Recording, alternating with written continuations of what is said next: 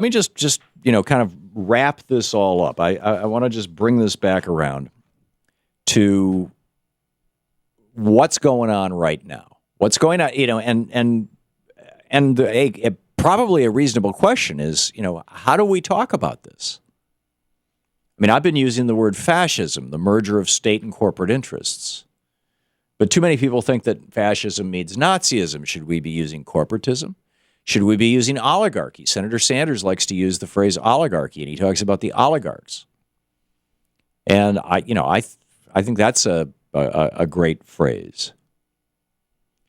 The reality is that the oligarchs are taking over the United States. They put a very, very sophisticated political messaging machine into the low population Midwestern states where, with a very small amount of money, you can turn public opinion your way. And over the course of the last 3 decades, flipped those states to hard Republican, Wyoming, Oklahoma, these kind of states. And they worked real hard on New Hampshire, although it goes back and forth as Boston, as it becomes increasingly a bedroom community to Boston. But this has worked very well for them. 20 million more people voted for Democrats for the U.S. Senate, yet the U.S. Senate is controlled by Republicans because they had this strategic 40-year plan. 5 million more people voted for Democrats in the House of Representatives, but the House of Representatives is controlled by Republicans. Once again, a very strategic plan for gerrymandering starting in 2010 in ways that are arguably skirting right around the edge of legality and certainly flying in the face of constitutionality. But the end game here is to reduce the American working class to poverty. Now, I realize that sounds pretty draconian.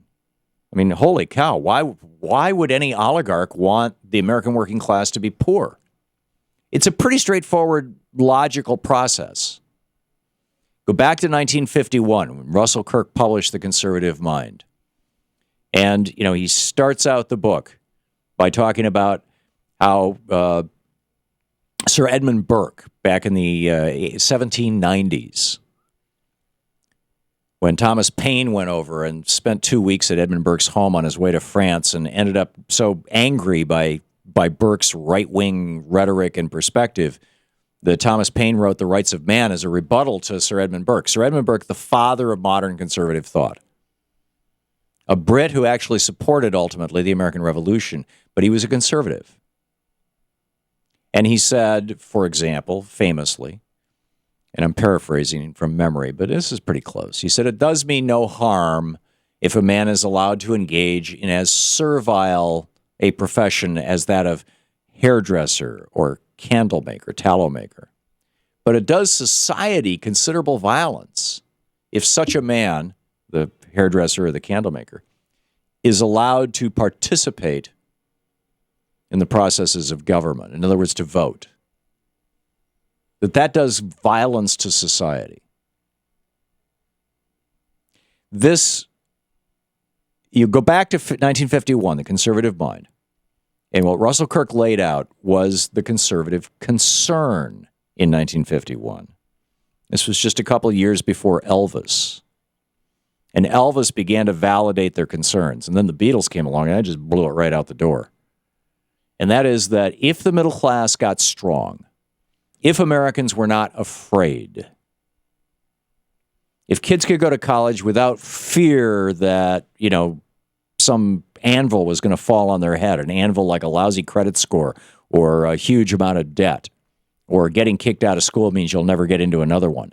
If kids could go to school with a high level of freedom and security, which is what we were doing in the United States in the 50s as a result of the GI Bill, and free public universities, like in the entire state of California and scattered all over the United States, New York University and others, that if kids could go to school for free, if people with just a high school diploma, God forbid, just a high school diploma, could get a job that would allow them to raise a family and be a single wage earner breadwinner. That if that was to happen, if people who only graduated high school, maybe didn't even graduate high school, were able to make in today's money the equivalent of $30,000, $40,000, $50,000 a year, which is what people were making back then.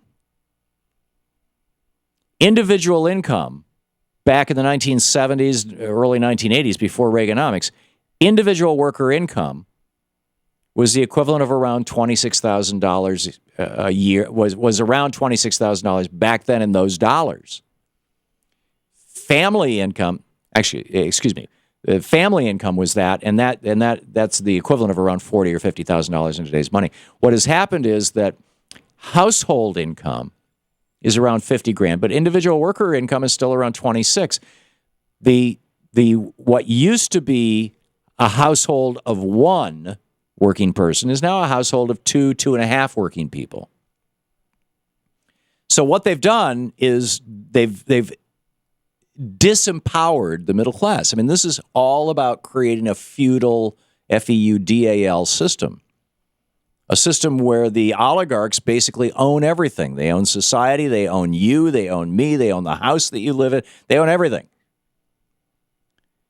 And if we stand up, if we speak out, if we attend a demonstration, if we get arrested for civil disobedience, and we're 22 years old, our life is over. Right? That arrest record disqualifies a person in many states from voting. It disqualifies them from many jobs. It disqualifies them from most government jobs, which is 15, 20% of the economy.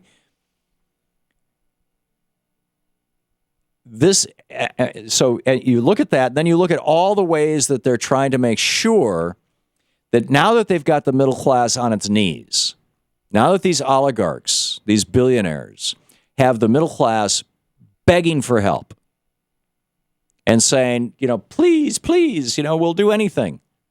We'll work at McDonald's. We'll work at Walmart. We'll work 3 jobs, please. Now that the oligarchs have the middle class, begging, the next step is to make sure that the middle class never votes. Or the working class, the lower middle class. How do you prevent these folks from voting? Well, they've got a very simple strategy. Number one, particularly people of color, set up a criminal justice system that disproportionately targets them, and then marry that with laws in the states that say that after you've been through the criminal justice system, you cannot vote for the rest of your life. So states that should be voting Democratic, states in the southeastern United States, for example, have, as much 10, 15, 20% of their African-American populations are, ineligible to vote. Hundreds of thousands of people, which keeps these states under the control of the right-wing white power structure. And now in Ohio, you got John Husted. I don't know how you say his name. He's the Secretary of State. He says, undocumented immigrants, because of Obama's letting these young people stay, the dreamers in this country, they're going to get driver's licenses and then they're going to show up to vote. Right. He was able to find 17 cases of non-citizens who voted in the 2012 election. That's 0.0003% of the population. And for that, he wants to go into communities of color and just disenfranchise everybody. You're listening to Thom Hartmann. Visit ThomHartmann.com for audio and video archives. We got to make sure that everybody who even looks remotely Hispanic or darker can't vote because one of them might not be a citizen.